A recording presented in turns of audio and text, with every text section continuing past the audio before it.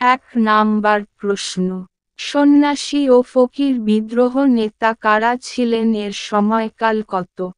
উত্তর, ভবানী পাঠক, দেবী চৌধুরানী, মজনু শাহ, মুসা শাহ। 1763 থেকে 1800 সালে।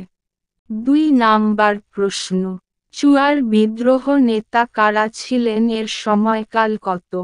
উত্তর, জগন্নাথ সিং, মাধব সিং শ্যামগঞ্জ। 1764 থেকে 1799 সালে। 3 নাম্বার প্রশ্ন, সন্দীপ বিদ্রোহ নেতা কে ছিলেন, এর সময়কাল কত? উত্তর, আবু তোরাব চৌধুরী। 1769 সালে।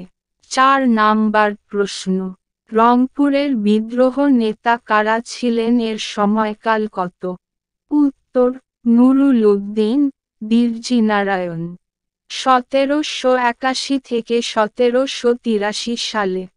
5 নাম্বার প্রশ্ন, পাইক বিদ্রোহ নেতা কে ছিলেন, এর সময়কাল কত? উত্তর, দুর্জন সিং।